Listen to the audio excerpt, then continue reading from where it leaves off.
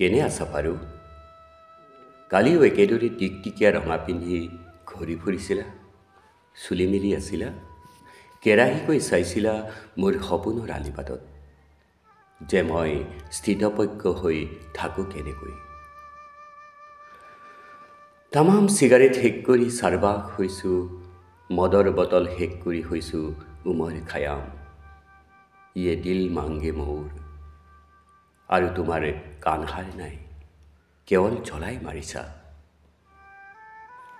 শপত খাইছোঁ, যি হাতেৰে তোমাক স্পৰ্শ কৰিছোঁ, সেই হাতেৰে ছিঙা নাই গোলাপ। যি ওঁঠেৰে চুমা খাইছোঁ, সেই ওঁঠেৰে কৰা নাই অপলাপ।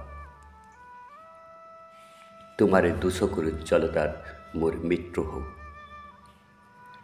এনেদৰে তুমি আঁতৰি গ'লে উন্মাদ পৃথিৱীৰ অযুত বছৰ, এনেদৰে তুমি থৰ হৈ চকুৰ ফালে চালে এই পৃথিৱী চিৰকাল নিশ্চয়। কেনে আছা পাৰো? এৰি থৈ আহিলা নেকি সৰল বিশ্বাসক শৈশৱৰ সমুদ্ৰত?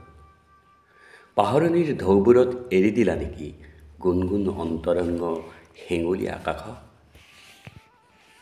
মোহনীয় যৌৱনৰ নীল স্বপ্নক এৰি থৈ আহিলা কোনটো বসন্তৰ ডবল ষ্টপত? এনেদৰেই তুমি মই ঘড়ীৰ বুৰঞ্জীত ধূসৰ স্বপ্ন হৈ যামনে? মই অসমৰ্থ কবি, তোমাৰ হিয়া ভঙা বিৰণিৰ অৰ্থ নুবুজো। ৰৈ ৰৈ বাজে ক'ৰবাত ভোকে ভাগৰে স্কুল ছুটিৰ ঘণ্টা, একৰ এক গ'ল এডিম চেডিম বা। কেনে আছা পাৰো?